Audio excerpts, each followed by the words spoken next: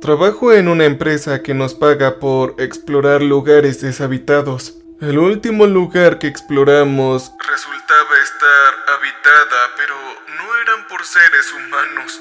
Era algo aterrador. Recuerdo que el viento soplaba del agua crudo y salado y me quedé ahí de pie, con las manos apoyadas en la barandilla dejando que me rozara la cara. Durante 5 años, esta había sido mi única compañía. Bajo mis pies, las planchas de cubiertas del Odyssey se estremecían. El Pacífico se extendía hacia todos los puntos cardinales, y una sola lámina de plomo martillado bajo un cielo blanco como el hueso.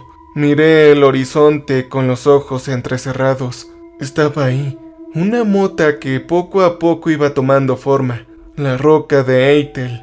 Este era un nombre poco espectacular para un lugar que, según nuestros datos satelitales, jamás había sentido la pisada del ser humano. «Oye, ¿ves algo, Leo?» Yo me giré. Era el capitán Harlock que estaba ahí enmarcado por la timonera.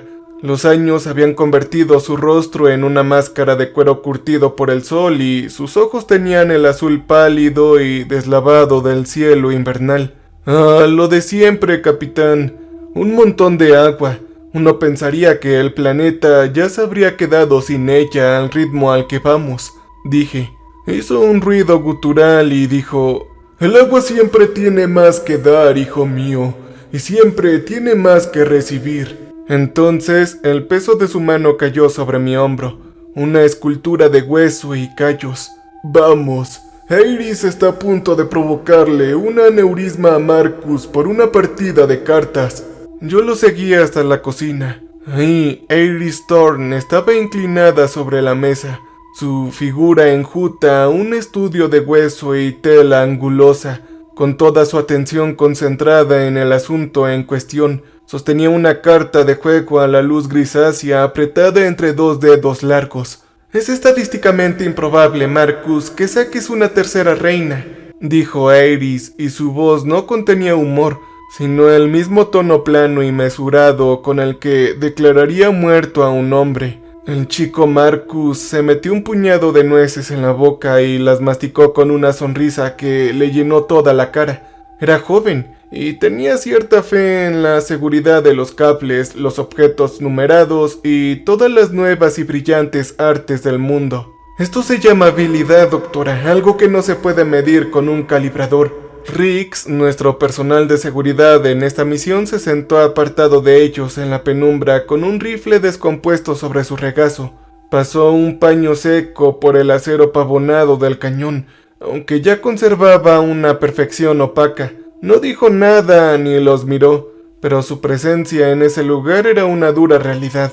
Era un hombre hecho para un solo propósito, y este propósito lo había despojado de todo lo demás. Y ahí permanecía sentado como un ídolo sombrío en su propia y oscura capilla de violencia. Esta era nuestra tripulación, 5 hombres en un barco en el fin del mundo. Para aquellos que no lo sepan, yo soy topógrafo de campo senior, un título digno para lo que realmente era. Yo trabajaba para una empresa llamada Geoespacial y Ecológico Easter. En resumen, éramos prospectores corporativos pioneros a sueldo. Los gobiernos o los hombres con la fortuna de serlo nos contrataban para que exploráramos los últimos espacios en blanco de este mapa. En pocas palabras, tierras vírgenes. Nosotros les tomábamos medidas, el suelo y el agua, lo que crecía en uno y lo que flotaba en el otro. Lo catalogábamos todo. Y finalmente informábamos que la tierra estaba vacía, hasta el día de hoy. Algunos querían estos lugares para amurallarlos y vender el acceso. Otros querían un arrecife para esconder su yate. A otros no les preguntaba y no me correspondía preguntar. Nuestro trabajo no era cuestionar el por qué, sino confirmar el qué. Y aún más importante, el qué no. El qué no siempre era el mismo. En todos nuestros años de trabajo a Riggs le pagaban por encontrar algo que nunca había tenido que observar con sus ojos. La voz de Harlock provenía de la oscuridad de la timonera donde observaba el lento recuento de las profundidades en una pantalla. «Acercándonos a los bajíos, Tocaremos tierra en 2 horas, más o menos. Iris, junto a las tarjetas desgastadas, las apartó y dijo: las lecturas de biomasa fueron extraordinarias. Un ecosistema completamente aislado, imagínatelo, Leo. Flora y fauna que nunca han sufrido contaminación cruzada.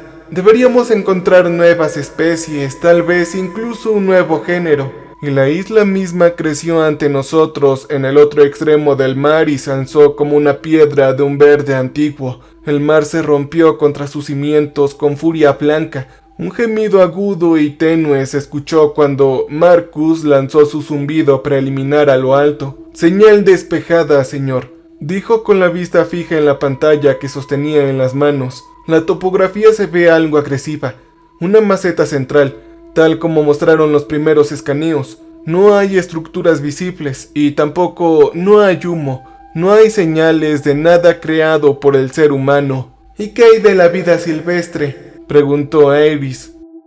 Es difícil decirlo desde la altitud. Es denso. Recibo algunas señales térmicas, pero nada importante. Mucha vida aviar se concentra en los acantilados que dan al mar. Encontramos una brecha en la pared occidental de la isla. Era una cala oscura donde una línea de islotes se alzaba contra el mar.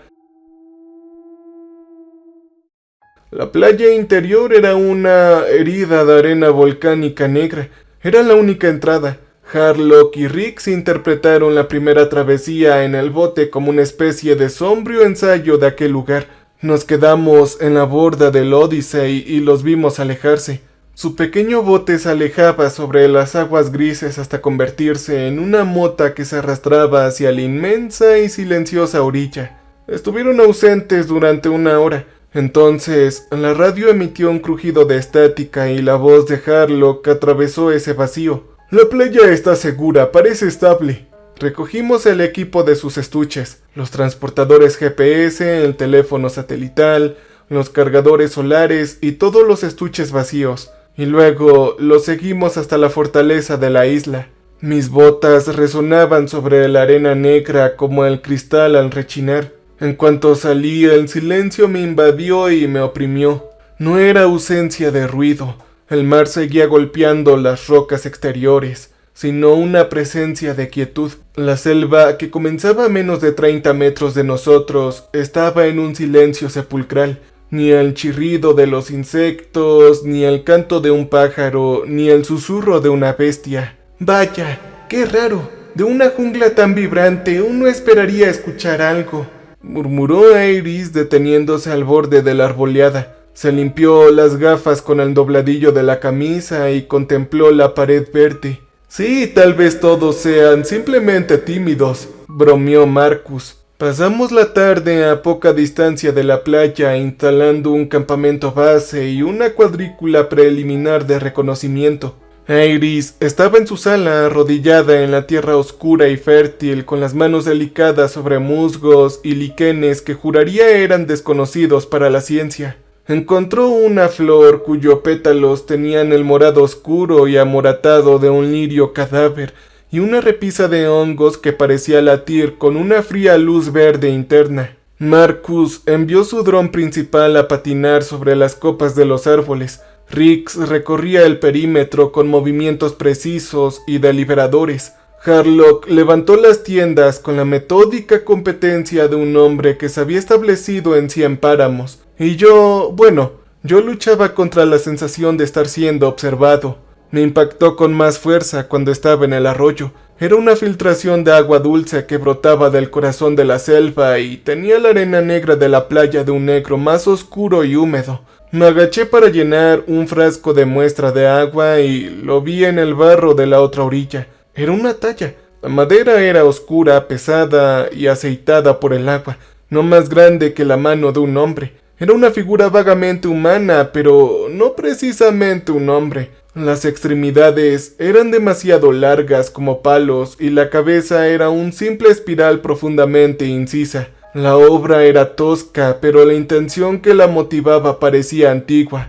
Crucé el agua fría y poco profunda y la saqué del lodo. El peso en mi palma era frío y sólido, inesperadamente pesado. Quise gritar, mostrarle a los demás esta prueba clara de que no éramos los primeros seres humanos aquí, pero una extraña reticencia se apoderó de mí. Un trozo de madera tallada podría haber venido de cualquier parte, una reliquia perdida de un barco que pasaba, borrada por 1000 millas de mar y tiempo. Sí, podría no ser nada. Harlock, el capitán, tendría que presentar una denuncia. Entonces entrarían en vigor los procedimientos.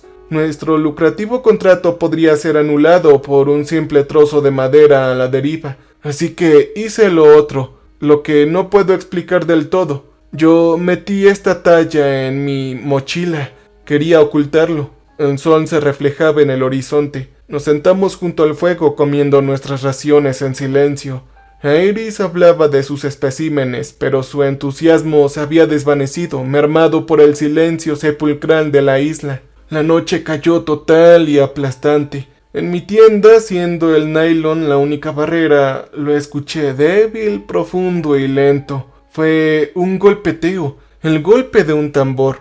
Abrí los ojos y el sonido se desvaneció. Solo quedaban el mar y la respiración de Iris a mi lado. No sabía si había soñado con el sonido o no. Abrí la cremallera de la tienda. Rix estaba de guardia con el rifle en el regazo, una silueta junto al fuego apagado, y cerré la cremallera y deseé que llegara la mañana. El amanecer llegó a regañadientes. El capitán Harlock se estiró fuera de su tienda y preguntó: «Oye, Leo, ¿dormiste bien?» No tanto. La verdad es que estaba tan incómodo como una tumba. ¿Alguien oyó algo anoche? ¿Como una especie de tambor?», dije. Harlock hizo una pausa entrecerrando los ojos. «Creo que escuché algo sobre las 2 horas. Supuse que era el generador o las olas. ¿Tú también lo escuchaste?» Marcus salió arrastrándose pálido y lentamente. «Carajo, sí, yo lo oí. Fue desde el centro de la isla, me dio bastante escalofríos». Iris lo siguió solo asintiendo. Sabía que este ritmo no era natural. Rix permaneció impasible. «Sí, lo escuché. Estuve escuchándolo durante unas 2 horas. Un solo tambor lento, con tierra adentro, y luego se detuvo.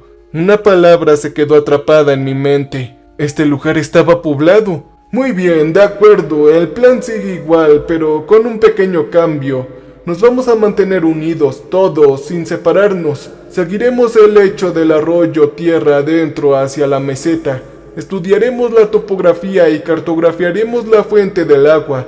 Leo, tú tendrás el mapa. Iris, tú el catálogo. Marcus, despegue el dron en cuanto estemos bajo el dosel.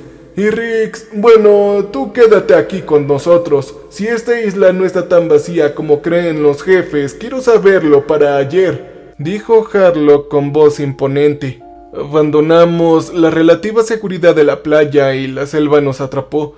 Los árboles eran viejos y enormes. Sus copas eran un techo tejido que sellaba el cielo y sumía al mundo en una perpetua penumbra verde. El hongo verde pálido estaba por todas partes, adherido a las rocas y troncos. Apenas habíamos recorrido un cuarto de milla cuando Iris tocó con el dedo la corteza de un árbol que no tenía nombre en sus libros. «Mira esto, marcas de raspaduras.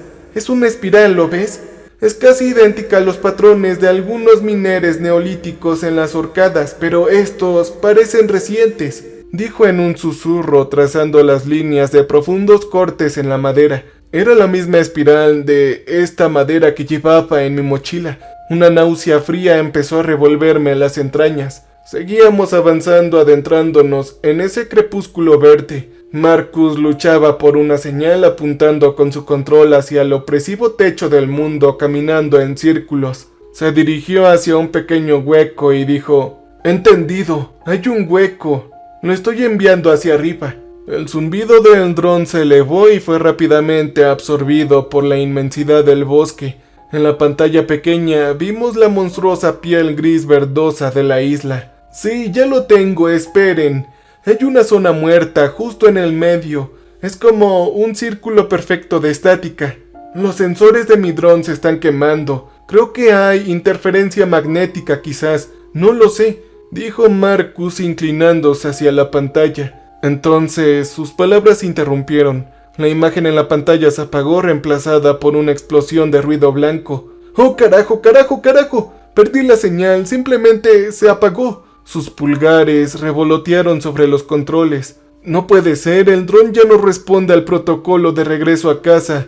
Lo he perdido, dijo. Y el dron, nuestro ojo en el cielo, había desaparecido, así como así, perdido en el corazón ciego de este lugar. Pasó una hora y el lecho del arroyo se convirtió en un canal de lodo absorbente. Riggs caminaba de frente con su M4 en lo alto, listo para disparar. De repente se detuvo, levantó la mano apretando el puño en silencio. Todos nos detuvimos detrás de él. Nos hizo señas para que avanzáramos sin mirar atrás y vimos lo que él vio. Era un pozo excavado en la tierra negra del suelo selvático, de 3 metros de ancho, oculto bajo un frágil y hábil tejido de hojas y ramas. El fondo era un lecho de estacas afiladas con las puntas endurecidas al fuego, inclinadas para recibir un cuerpo que caía. Era una trampa hecha para algo grande, algo sumamente pesado. Pero no fue la trampa en sí lo que me heló la sangre. En el centro del pozo había un trozo de cadena oxidada que estaba clavado a la tierra.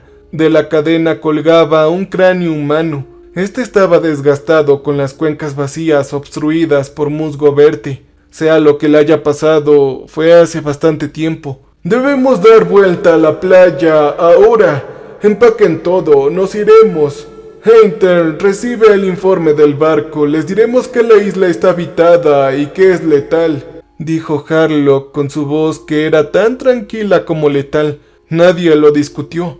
El viaje de regreso fue una pesadilla. El silencio de la selva ya no era pasivo, era bastante agobiado, era bastante observador. Riggs caminó gran parte del camino hacia atrás, su rifle trazando arcos en la penumbra. Salimos de la línea de árboles hacia la arena negra, jadeando en el aire gris, y luego vimos nuestro campamento. Nuestras 3 tiendas de campaña de color naranja todavía se mantenían en pie formando un ordenado triángulo, pero ahora había una cuarta estructura entre ellos. Era un tipo de ramas atadas y pieles curadas. Pieles de animales, pensé al principio, hasta que mi vista captó la tinta azul descolorida de un tosco tatuaje de ancla de barco sobre un trozo de piel tensada entre 2 postes. Esto indicaba que era piel humana. Antes de esta grotesca construcción se había construido un altar tosco, y sobre él nuestro teléfono satelital y nuestra baliza de emergencia estaban apilados como ofrendas, reducidos a una reluciente ruina de plástico y alambre, y vigilando esta profanación se alzaba un tótem. Debía medir casi 2 metros de alto. Estaba tallado en la misma madera oscura y pesada que la madera que llevaba en mi mochila. En el espiral donde debería estar su cara habían 2 discos de nácar pulido. Captaban la luz gris y plana y brillaban como ojos inteligentes y maliciosos. Definitivamente alguien había estado en nuestro campamento.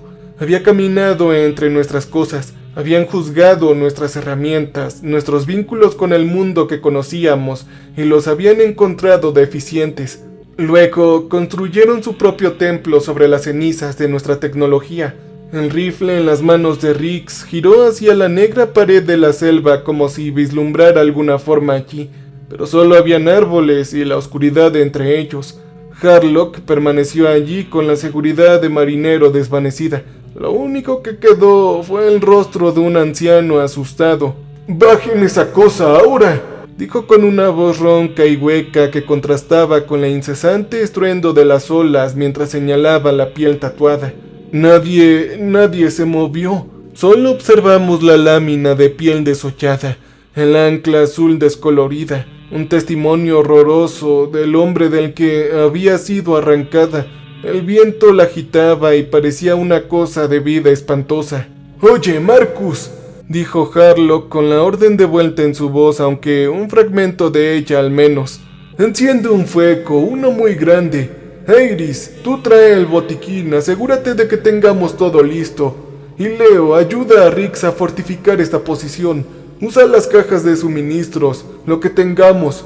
Estas cosas, sea lo que sean, se colaron en nuestro campamento una vez. Si vuelven a atacarnos, vendrán desde los árboles a esta playa. Tendremos una línea de visión despejada ahora. A regañadientes, pusimos nuestras manos sobre su tótem, sobre la carne curada, una profanación de lo que fuimos cómplices al derribarla. Construimos un muro bajo con las cajas rígidas de nuestro equipo. Dejamos el gran tótem de cara espiral donde estaba. No teníamos fuerzas para moverlo y sus ojos nácar miraban el mar, testigos silenciosos de toda esta maldita locura. El sol se estaba ocultando. No se puso, sino que se desvaneció y todo el calor del mundo se lo llevó. La hoguera que Marcus encendió era una cosa rugiente y voraz que abría un agujero en la oscuridad que se acercaba y proyectaba nuestras sombras largas y danzantes sobre la arena negra. La línea de árboles era un mundo negro y sólido, vacío. Rix permanecía de pie tras nuestro muro bajo, tan inmóvil como la roca que nos rodeaba. Harlock atendía a la pistola de bengalas, contando los 3 proyectiles. Iris permanecía sentada mirando fijamente las llamas, murmurando los nombres en latín de sus especímenes. Y yo, sentía el peso de esta madera que llevaba en mi mochila. Todos los secretos, todos los malditos misterios que englobaba, los llevaba aquí conmigo. En la oscuridad se volvía absoluta. El silencio de la selva regresó y entonces empezaron los tambores. Ahora estaban más cerca que nunca. Surgieron no solo del centro de la isla, sino de todos lados. Entonces comenzó a producirse un lamento, un sonido agudo y tenue con forma de voz humana, pero sin nada humano en él. Esta subía y bajaba en una escala de notas erróneas, un canto fúnebre y un grito de guerra cantados al mismo tiempo. ¡Oh, santo cielo! ¿Qué es esta maldita cosa? ¿Qué es esto?, gimió Marcus. Esto no lo puede producir ninguna voz humana. El tono, la resonancia no la producen pulmones humanos. La fisiología está mal, es imposible, dijo Iris con la voz temblorosa. La científica que llevaba dentro se desvaneció ahora. El tamborileo. Es lo que escuché antes, pero esto es algo nuevo, susurré. Parece que están destripando algo, como si lo estuvieran lastimando lentamente para disfrutarlo, murmuró Harlock con gravedad. Maldita sea, todo esto es tan desorientador. Todo este ruido es para fijar nuestra atención en la selva, para que miremos hacia un solo lugar, dijo Rix con voz baja y sorprendentemente tranquila. ¿Es para desorientarnos? ¿A quién carajos le importa nuestra atención? ¿De verdad crees que lo que estamos oyendo es algo remotamente humano?, respondió Marcus. Rix no lo miró. Sacudió la cabeza una sola vez, casi imperceptiblemente. No lo creo, pero quiere que pensemos que la amenaza viene de los árboles, dijo con voz monótona. Y entonces, como si hubieran recibido una orden, los lamentos y los tambores se detuvieron abruptamente. Nosotros esperamos. El fuego crepitaba y chisporroteaba. En la negra pared de la selva, el hongo verde pálido comenzó su pulso, frío y lento. Marcus se puso de pie de un salto, un espectro a la luz del fuego, con el rostro pálido y ovalado por el pánico puro. «Oh, carajo, creo que tengo ganas de hacer del baño. Voy a ir a orinar», balbució traicionándolo visiblemente. «Oh, no, lo harás aquí mismo», gruñó Harlock agarrándole del brazo. Señaló con el pulgar por encima del hombro hacia la arena abierta que había detrás. «Lo harás a 3 metros donde podamos verte. Que nadie se aleje de la luz de este fuego. Es una orden. Nadie».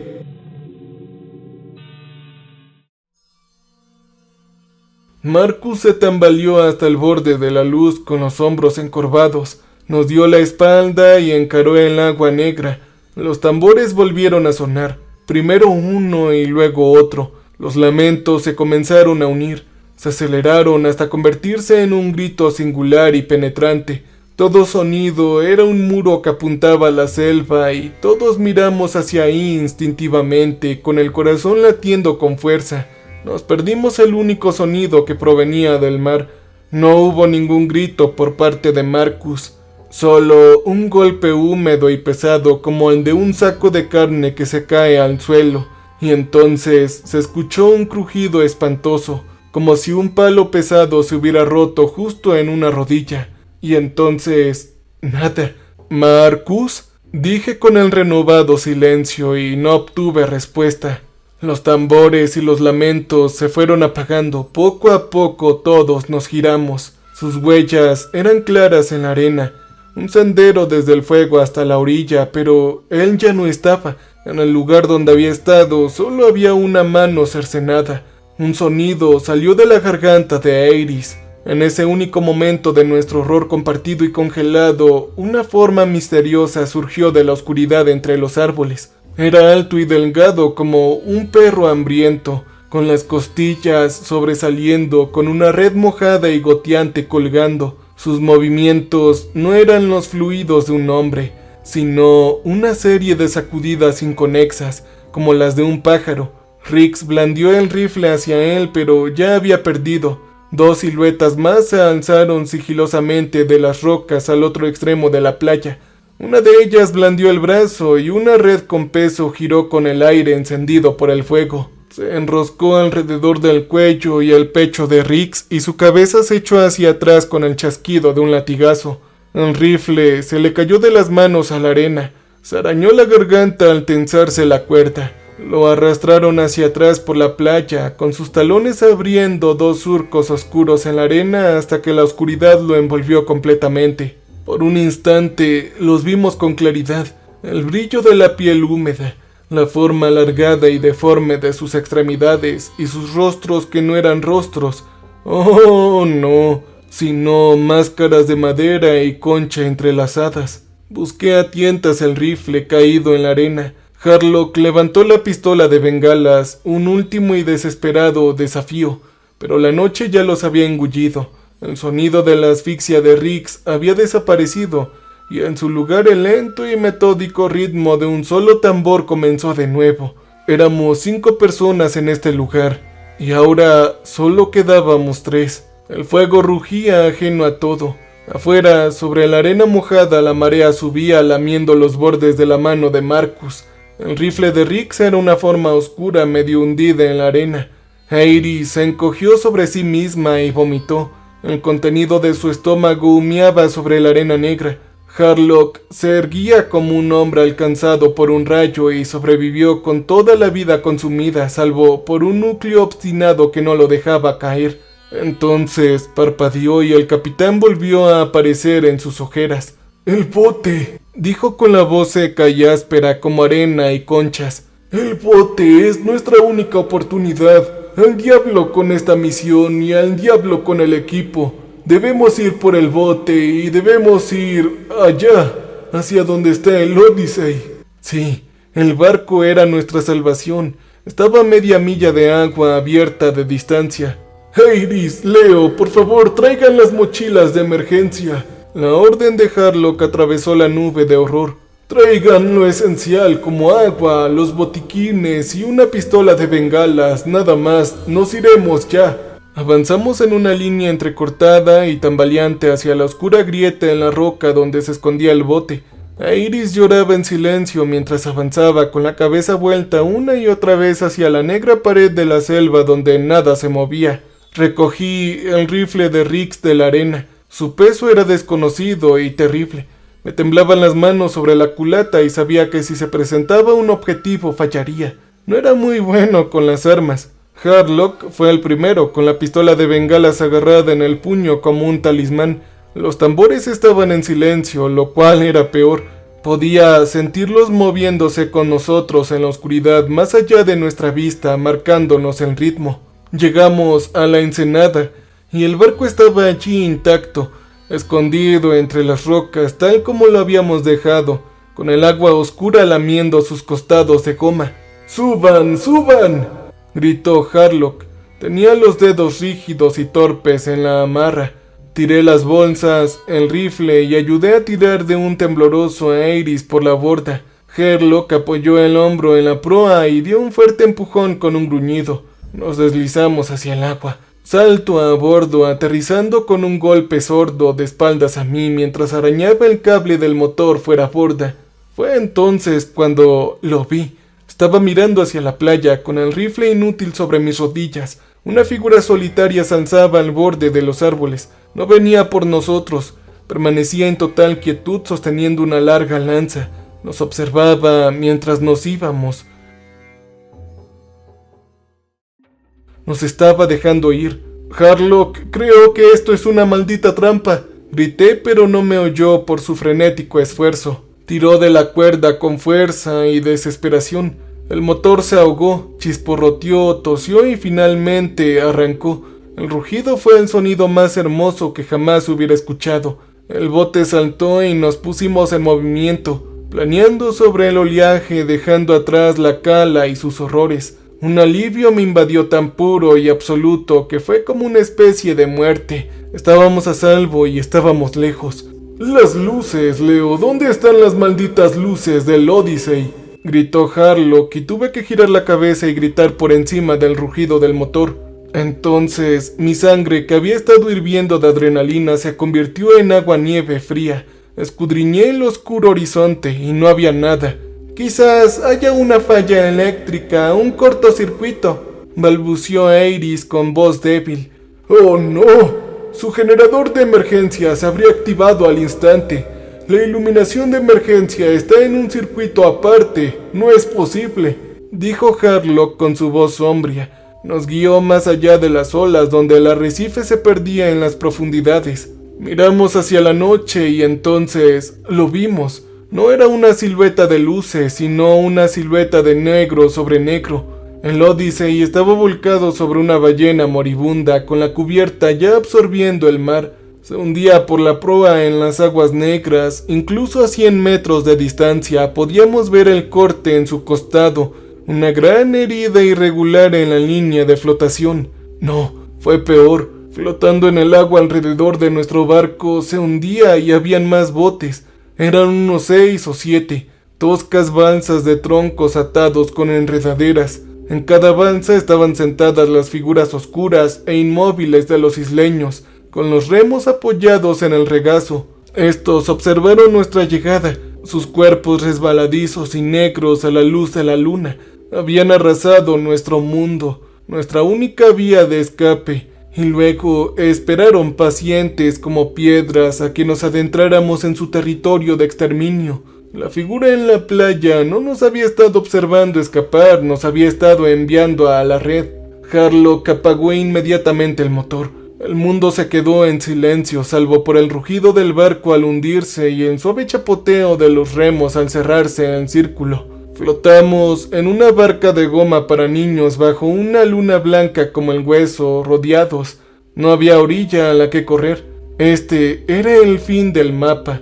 El mundo se convirtió en el pequeño bote de goma, el agua oscura y el círculo de remos que se cerraba y subía con un ritmo hipnótico. Sus rostros aparecieron a la vista bajo la luna y eran objetos de pesadilla.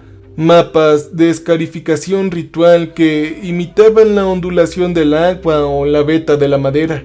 Tenían máscaras de mandíbulas unidas con lo que parecía ser cabello incrustado, pero era cabello humano real.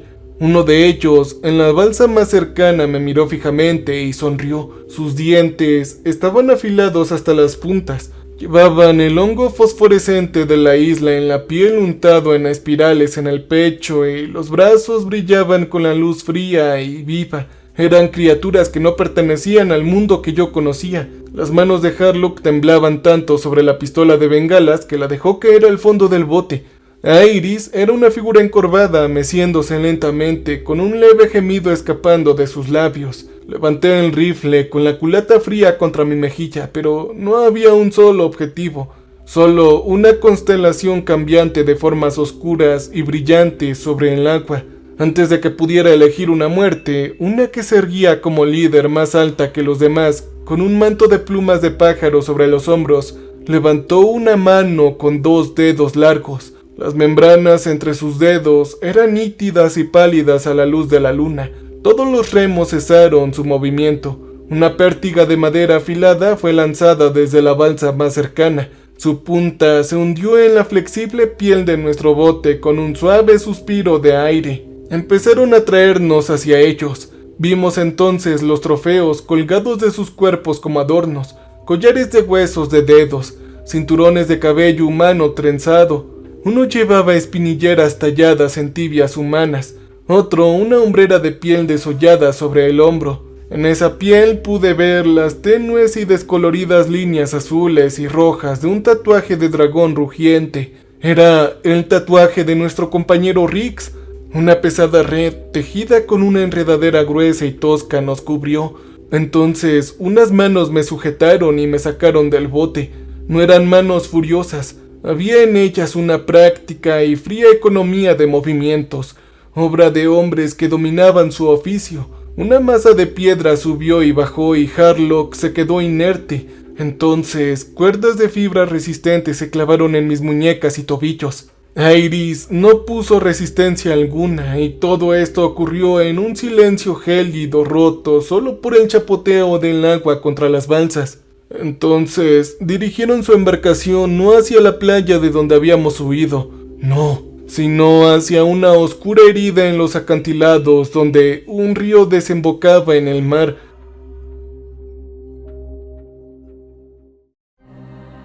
Navegaron las bolsas hasta la desembocadura del río y nosotros entramos en el corazón de la isla. El aire se volvió denso y húmedo, con un olor a podredumbre y tierra húmeda. En nichos tallados en la piedra vimos un mundo.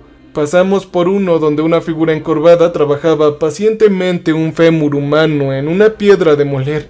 Pasamos por otro al cual le servía de despensa. De ganchos de hueso en el techo colgaban figuras desolladas de hombres, y entre ellas vi los restos de una chaqueta roja brillante, y supe que Marcus estaba ahí. Más allá, ancianas con rostros como calabazas secas extendían láminas de piel sobre marcos de madera para curarlas con el aire húmedo.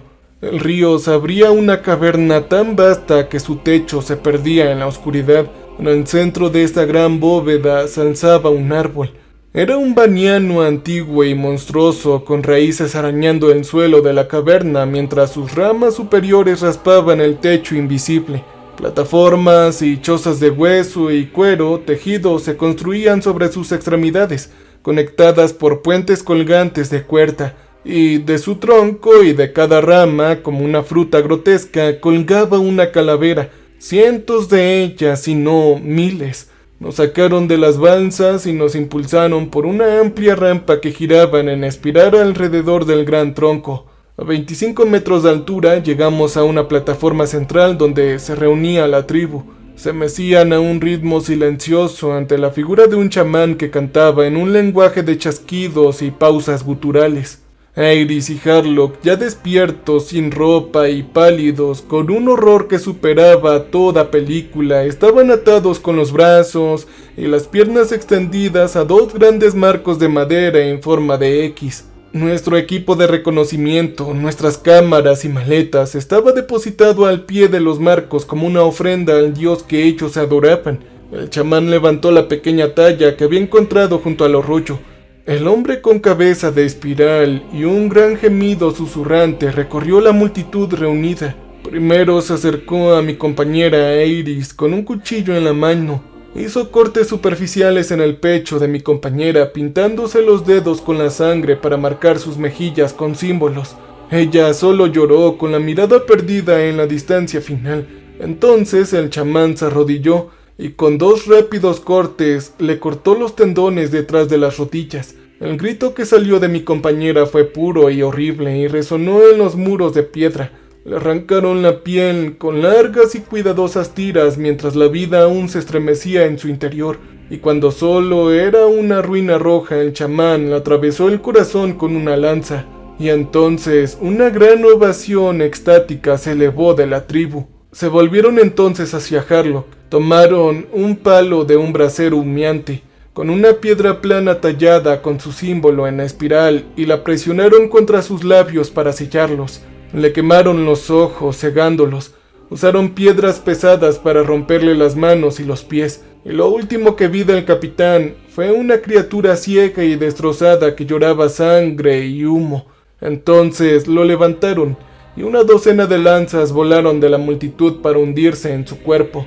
Estaba sin vida antes de que la 10ª lanza lo encontrara. Todos vitorearon su muerte aún más con más fuerza. Y esta vez yo era el siguiente, era mi turno. Vinieron a por mí y cortaron las ataduras de mis pies. Sentí sus manos esqueléticas frías y fuertes en mis brazos, arrastrándome hacia el último marco vacío. Mi mente era una nube blanca de ruido. Un grito comenzó a formarse en mi garganta. Una negación de que mi cráneo pronto sería solo una fruta más en ese árbol terrible e impío. Me arrastraron hacia el marco vacío. Pataleaba y sollozaba y luego dejé de hacerlo. Las fibras nerviosas del cerebro que Dios te da para el miedo se consumieron en ese instante y lo que quedó fue pura rabia animal. Pensaron que sería otro cordero para su altar, pero no habían calculado lo que un animal puede hacer cuando se siente acorralado. Yo no moriría así. No, así no. 2 de ellos me sujetaban por los brazos. Busqué con la mirada una piedra o un trozo de madera en el terreno despejado, pero no había nada. Nada más que la tierra compacta, los esqueletos llenos de huesos y la obra roja que pretendía realizar. Uno de ellos se giró para buscar cuerdas nuevas y su agarre en mi brazo se aflojó por un instante. Ya fue suficiente. Dejé que mi peso se relajara. Caí sobre la guardia de la criatura y mis dientes encontraron su antebrazo. Me acerqué al cartílago con un sabor a tierra vieja y cartílago. Esta cosa gritó con un sonido agudo que se rompió el ritmo prescrito de la matanza. Un silencio de sorpresa se apoderó de la tribu. Mis dientes se hundieron hasta el hueso en él y arranqué la cabeza, llevándome un trozo de su carne. Aproveché el violento momento para golpear la parte posterior del cráneo contra la cara del segundo que me sujetaba. Yo sentí el crujido húmedo del hueso bajo la piel y él se tambaleó hacia atrás agarrándose la nariz destrozada. Ambos se alejaron de mí y el mundo se abrió. Por un instante fui un hombre libre bajo ese oscuro techo de piedra. Una catedral de furia resonaba a mi alrededor. El descenso por la rampa estaba obstruido por sus siluetas, pero a un lado, una enredadera gruesa, un puente de cuerda serpenteaba desde la plataforma principal hacia una cabaña más pequeña, alojado en el gran tronco del árbol. No había otra opción. Quedarse aquí era morir. Caer era morir. Era el único camino que no era la muerte. Uno de los miembros de la tribu, recuperándose del susto, se abalanzó sobre mí con un cuchillo. Lo clavó y trazó una línea de fuego a lo largo de mis costillas, pero lo sujeté del brazo y volví su propio impulso contra él. Caímos en una maraña de ramas, estrellándonos contra un poste de madera tallado que se alzaba al borde de la plataforma. Las docenas de huesos más pequeños ensartados en él castañeteaban como semillas secas en una calabaza. El poste estaba podrido en la base, se balanceó sobre sus cimientos y luego se derrumbó con el sonido de la madera vieja que se deshace. No cayó sobre la plataforma. Oh, no, sino al vacío. Y su peso se llevó consigo el ancla más alejada del puente de cuerda en una separación definitiva. La cuerda azotó violentamente el aire, golpeando al grupo de hombres que venía por mí y derribando a 3 de ellos. Yo no lo dudé, corrí y salté por el borde. Caí por un espacio aterrador, y entonces mis pies impactaron contra el puente colgante con una sacudida estremecedora. Luché por mantener el equilibrio sobre la cuerda que se sacudía, agarrándome a su áspera trama. Miré hacia la oscuridad del suelo de la caverna y lo vi. Entre un montón de madera flotante y recuperada, con desechos de barco al borde del agua, vi un bloque de un amarillo alienígena. Esta era nuestra balsa salvavidas de emergencia. Con cuidado bajé medio trepando y medio deslizándome por la cuerda. Tenía las manos en carne viva y sangrando. Una lanza lanzada desde arriba silbó junto a mi oído y se hizo añicos contra la piedra a mi lado. Caí al suelo y se me doblaron las rodillas. Mi costado era una sábana de sangre caliente y barro resbaladizo. Miré hacia arriba y vi oscuras siluetas descendiendo ya en masa por el gran árbol, bajando por el tronco y su red de cuerdas a una velocidad inhumana. Tenía algunos segundos. Yo me lancé hacia la mochila amarilla brillante y corrí hacia la desembocadura negra del río. El río me inundó con un frío tan absoluto que parecía la médula misma de la piedra. Me lancé hacia las aguas negras con la mochila apretada contra el pecho, remando para un túnel iluminado solo por los fantasmas nadadores de extraños peces fosforescentes. Entonces atravesé la cueva y me adentré en la noche. El mar sobre mí, las nubes se habían despejado y la luna era una astilla de hueso en el cielo. Ellos ya venían, sus toscas balsas ya estaban en el agua detrás de mí con el sonido de sus remos, un tamborileo frenético que se acercaba cada vez más. Tiré de la cuerda de la balsa con dedos entumecidos e inútiles. Se me escapó 2 veces. La balsa delantera se acercó rápidamente y vi al hombre de la cicatriz en la proa alzar un arpón contra la luz de la luna. Con un último esfuerzo, sollozando, tiré de la cuerda. Hubo un silbido de aire comprimido y la vejiga abrió una repentina herida amarilla sobre el agua oscura.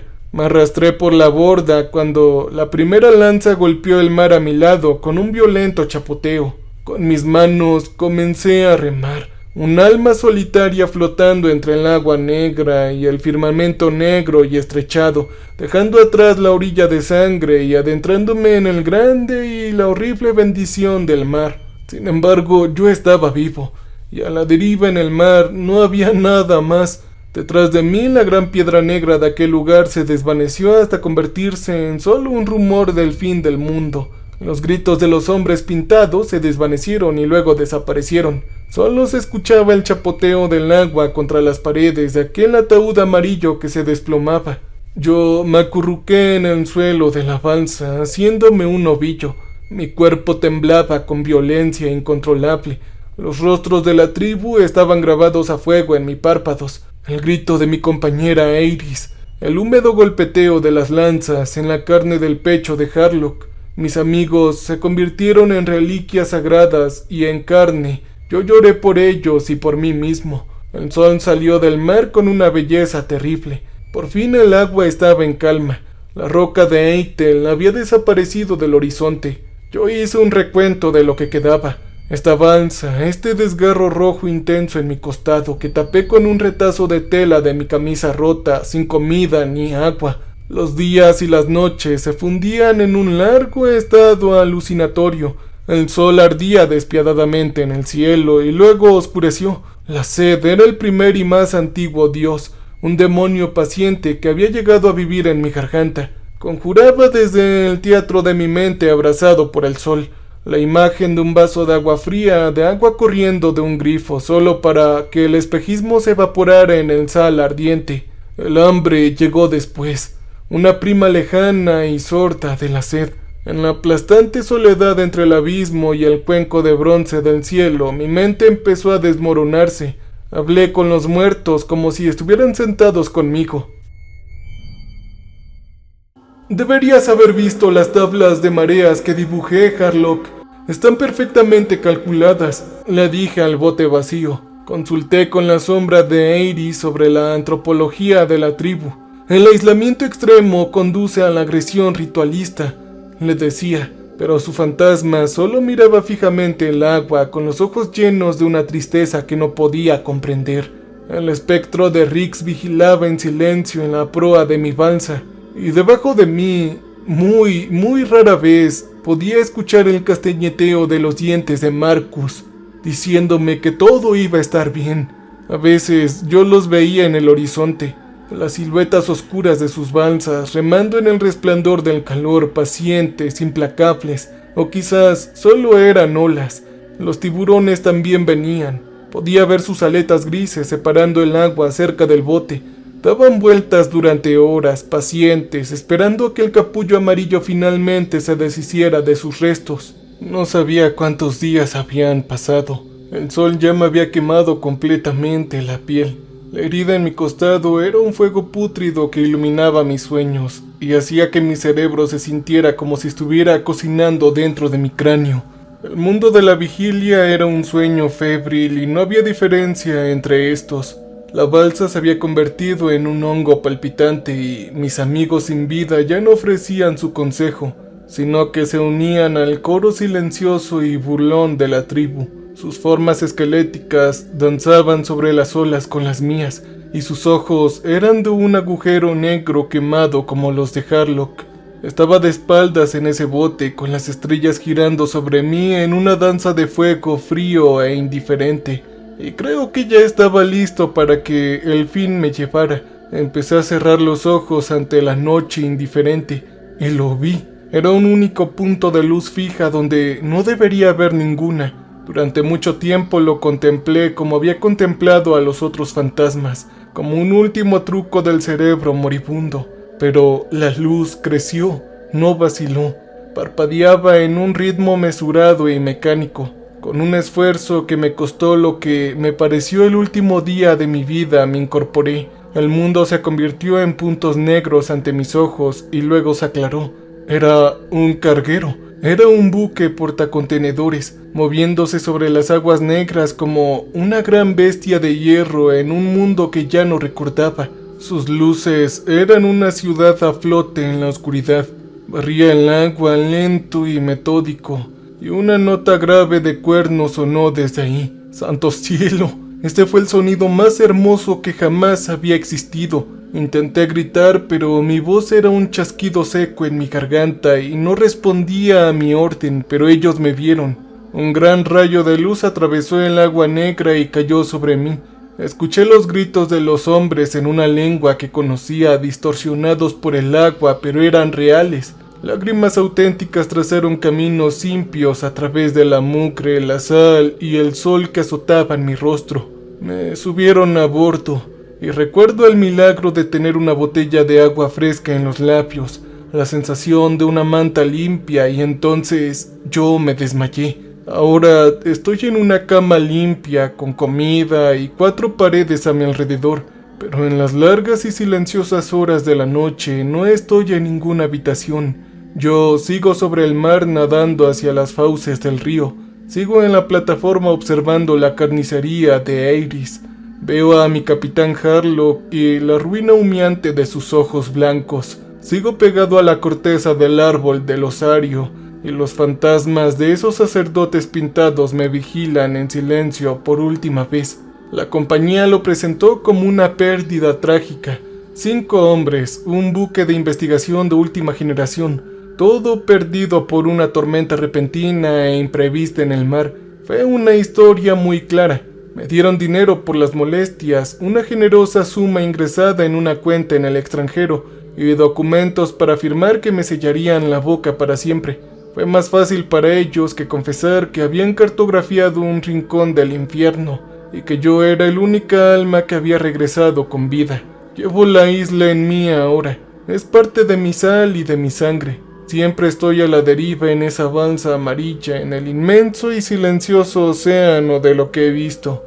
Y en lo más oscuro de la noche, cuando todo el mundo duerme y yo estoy terriblemente despierto, a veces puedo escucharlo débil y lejano, el maldito ritmo solitario de un tambor. Cambio y fuera.